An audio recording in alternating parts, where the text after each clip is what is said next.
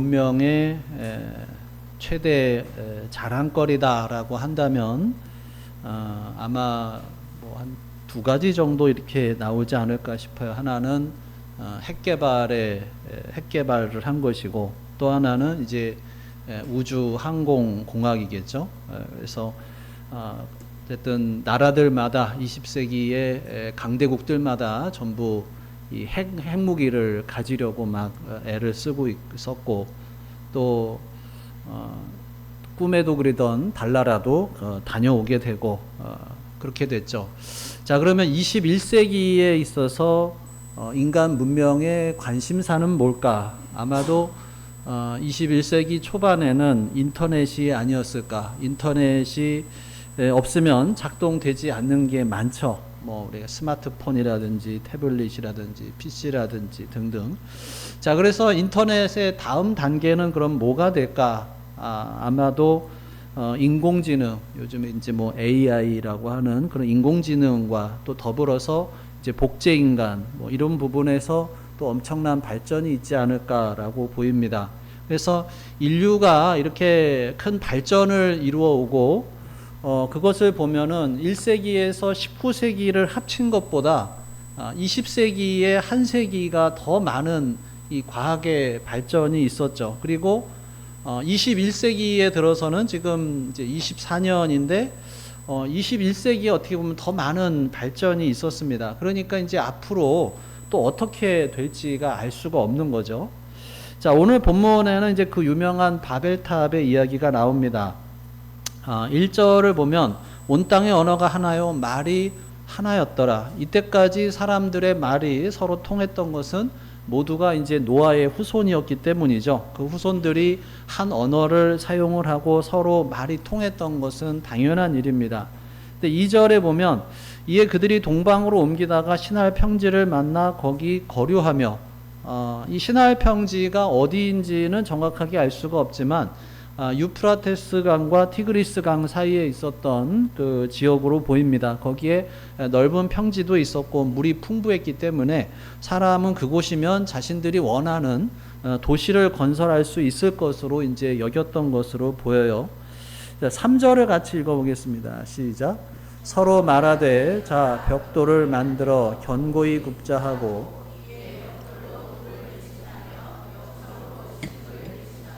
자, 근데 오늘 본문에 나타난 노아 홍수 이후에 인류 문명의 자랑거리는 뭘까?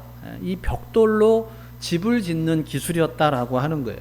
오늘날의 어떻게 보면 인터넷과 같은 혁명적인 사건이죠. 이 벽돌이 없을 때는 사람들이 어떻게 살았겠어요?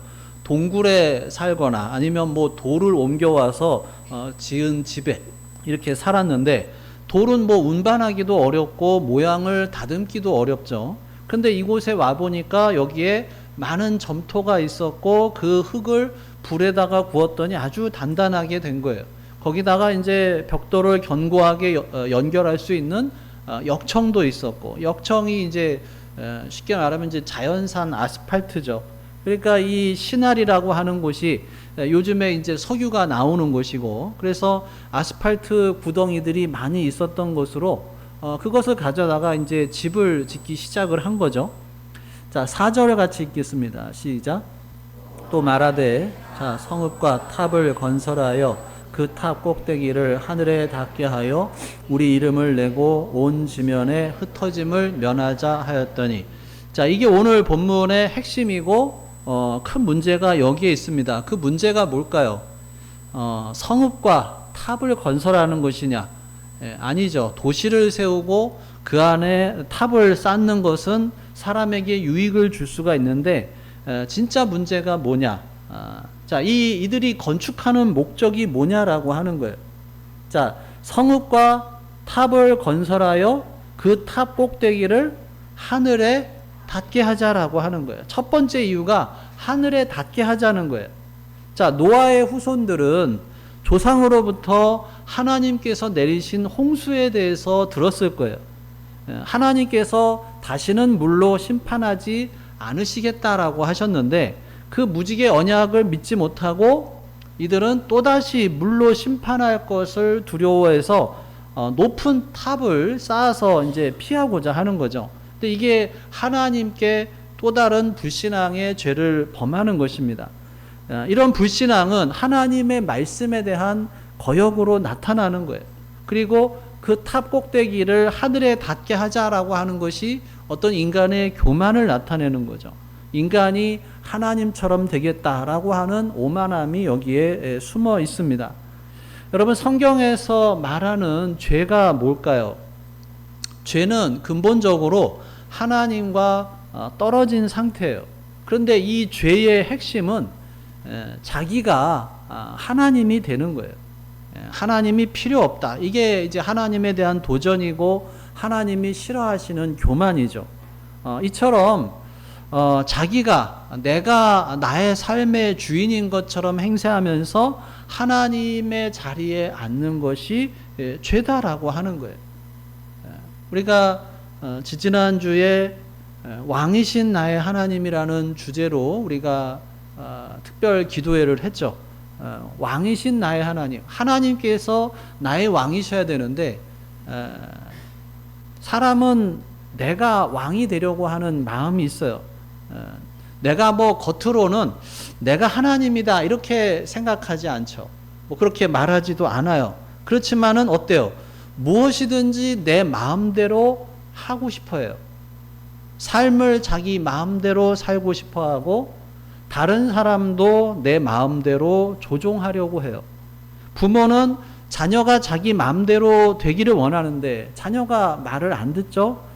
자녀는 자기 마음대로 살려고 하는데 부모는 자기 말을 들으라고 해서 또 갈등이 생겨요. 부부간에도 자기 마음대로 하려고 하니까 갈등이 생겨요. 자기가 주인이 되려고 하니까 문제가 생기는 거죠. 그런데 여러분, 불완전한 인간이 완전하신 하나님이나 할 수 있는 일을 하겠다고 덤비면 거기에서는 사고가 날 수밖에 없습니다. 그런데도 불구하고 우리는 내가 내 삶의 주인이다라고 하면서 살아가고 있어요. 신앙생활도 자기 마음대로 해요. 우리가 신앙생활을 하고 여기서 이렇게 예배를 드리지만 많은 경우에 있어서 하나님은 예배 때만의 하나님인 경우가 많아요. 내 삶에서 하나님은 하나님이 아니라 그냥 내가 하나님이죠. 여러분 생각해 보세요. 이 예배당을 나가는 순간 정말 하나님이 나의 왕이시냐, 나의 주인이시냐라고 하는 거예요. 내가 하나님이 기뻐하실 만한 생각과 말과 행동을 하느냐라고 하는 거예요. 많은 경우에 내가 하나님을 믿는다고 하지만 실제로 하는 것이나 무언가를 결정할 때 보면 하나님이 원하시지만 내가 싫으면 안 하고 하나님은 하지 않기를 원하는데 내가 좋으면 해요. 이게 내가 하나님 노릇하는 삶이다라고 하는 거예요. 자, 사람들이 바벨탑을 쌓은 두 번째 이유는 뭐예요? 탑을 건설하여 그 탑 꼭대기를 하늘에 닿게 하여 우리 이름을 내자. 인간은 누구나 남에게 인정받고 싶은 욕구가 있어요. 스타가 되고 싶어요. 물론 우리가 겉으로 나는 스타다라고 얘기는 안 하지만 속으로는 내가 이런 거를 하는 사람인데 좀 알아주세요 하는 마음이 누구에게나 다 있다는 거예요.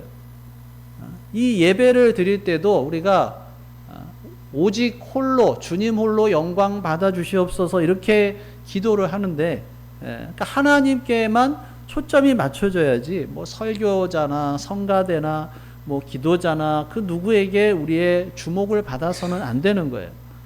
마찬가지로 우리들의 봉사와 섬김이 또 얼마나 귀해요. 근데 거기에서도 하나님이 드러나셔야 되는데 나 좀 알아달라. 내가 이렇게 열심히 하고 있다. 다른 사람이 인정해 주지 않는다 할지라도 내 위에 계시는 하나님께서는 다 보고 알아주십니다. 여러분, 사람의 인정을 위해서 애쓰지 말고 하나님의 인정을 받을 수 있기를 바랍니다. 교회에서 우리가 봉사할 때도 꼭 가져야 하는 마음이 이거예요. 사람은 몰라줘도 하나님은 알아주신다는 거예요. 그런 하나님이 나를 보시고 나를 인정해 주신다라고 하는 것입니다. 자, 세 번째로 그들이 바벨탑을 쌓는 이유는 뭐예요? 자, 이름을 내고 온 지면에 흩어짐을 면하자. 흩어짐을 면하자는 거예요. 그럼 함께 모여 사는 게 나쁜 거냐? 아니죠. 하나님도 모든 인류가 서로 사랑하고 하나 되기를 원하셔요. 근데 하나님이 원하시는 하나됨이라고 하는 것은 모든 인간이 먼저 하나님과 하나가 되고 하나님과 동행하면서 또 주님 안에서 하나 돼서 하나님의 힘을 의지하면서 하나님의 뜻을 행하는 거죠. 그리고 하나님께서 원하시는 흩어짐은 뭐겠어요? 그렇게 하나님과 동행하고 또 서로 사랑하는 사람들이 세상에 흩어져서 자기가 있는 장소에서 하나님의 뜻을 이루는 삶이겠죠. 우리가 이렇게 교회에 모여서 함께 예배하고 교제하고 사랑을 나누고 또 섬기고 열심히 해야 되지만 또 여기에서 우리가 힘을 얻고 흩어져서 각자가 있는 곳에서 사랑을 나누고 하나님의 뜻을 이루면서 사는 것이 하나님께서 원하시는 삶이에요. 그런데 이 바벨탑을 쌓은 사람들은 이 신할에 정착하게 살게 된 것은 하나님이나 뭐 다른 사람들과 하나됨을 이루기 위한 것이 아니라 그냥 자기들의 이익을 챙기기 위한 그런 목적으로 함께 있었던 것 뿐이에요. 여러분, 하나 되는 게 중요하죠. 근데 하나가 돼서 뭘 하려고 하느냐, 이게 더 중요한 거죠. 예를 들어서 조폭들을 보면 얼마나 일사불란하게 하나가 돼서 움직이냐는 거예요. 근데 하나가 되는 것도 중요하지만 하나가 돼서 뭘 하려고 하느냐. 창세기 1장 28절에 인류가 생육하고 번성해서 온 땅에 충만하라고 하는 것이 하나님의 명령인데, 그러면 이 바벨탑을 만든 사람들은 흩어짐을 면하기 위해서 탑을 쌓았다라고 하는 것은 하나님의 명령을 어기는 행위죠. 온 땅에 흩어져서 하나님의 뜻에 따라 순종하며 살기보다는 자기들끼리 모여서 교만과 불순종과 불신앙 속에서 살기를 원했다라고 하는 거예요. 그래서 이 바벨탑은 흩어지라고 하는 하나님의 뜻을 어기고 자기들끼리 성을 쌓고 교만과 불순종에 살겠다고 하는 불신앙의 표시죠. 자, 인간들이 그렇게 하니까 하나님께서 어떻게 하셔요? 5절에 보면 하나님께서 직접 내려오셔요. 하나님이 뭐 멀리 있는 것을 보실 수 없어서 오신 게 아니라 인간이 그렇게 뭐 꼭대기까지 하늘에 닿게 하고 세우면서 자랑하는 그 탑이, 그 성읍이 하나님께서는 직접 내려와서 보셔야 할 정도로 그냥 작고 미약하다는 거예요. 비행기를 타보신 분들은 아시죠? 비행기 타보면 어때요? 여기 지상에서 아무리 웅장한 건물이라 하더라도 올라가면 그냥 다 그냥 성냥갑처럼 보여요. 그 정도로 인간이 보기에는 참 대단하다 이러지만 하나님 보시면 그걸 굉장히 미약하다라고 하는 거예요. 자, 그래서 6절에 같이 읽겠습니다. 시작. 여호와께서 이르시되 이 무리가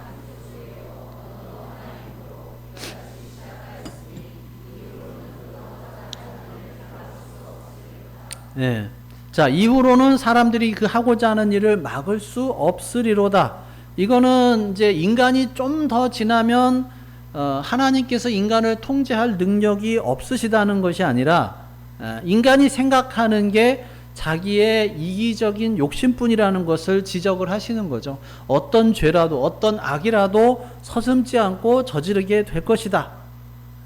하나님께서 그것을 원치 않으셔서 뭘 하셔요? 7절 8절 시작. 자, 우리가 내려가서 거기서 그들의 언어를 혼잡하게 하여 그들이 서로 알아듣지 못하게 하시고 여호와께서 그들을 온 지면에 흩으셨으므로 그들이 그 도시를 건설하기를 그쳤더라. 뭐 외국어에 이제 취약하신 분들은 이제 이 성경 말씀을 보면서 많이 원망들을 하고 그러시는데, 자, 하나님께서 사람들이 자신의 이름을 내기 위해서 탑을 쌓으시려는 것을 막는 방법은 그들의 언어를 혼잡하게 해서 서로 말을 알아듣지 못하게 하는 거예요. 대화가 통하지 않았던 거예요. 특히 온 지면에 흩으셨다. 여기서 흙다라고 하는 것은 산산이 깨트리다라고 하는 거예요. 마치 이 유리잔을 대리석 바닥에 떨어뜨리면 아주 산산조각이 나는 것처럼 그걸 다시 붙일 수도 없죠. 사람들이 자신들의 이름을 내고 흩어짐을 면하기 위해서 탑을 쌓았는데 하나님께서 후 하고 그냥 바람을 부시니까 모든 것이 산산조각 나고 말았다는 거예요. 자, 9절 읽겠습니다. 시작. 그러므로 그 이름을 바벨이라 하니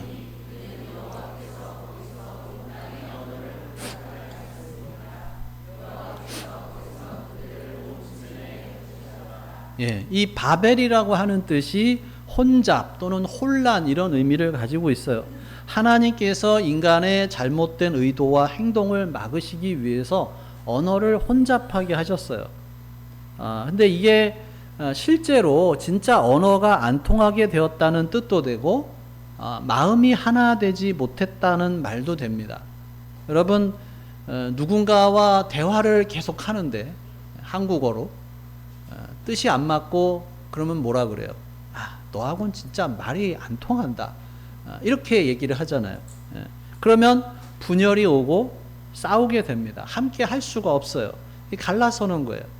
자, 이게 바벨탑을 건설하고 쌓는 사람의 특징이다라고 하는 거죠. 이해하고 넉넉히 봐주는 일이 없어요. 기다려주고 기도해주고 축복해주는 일이 사라진 거예요. 하나님의 사랑이 없어진 거예요.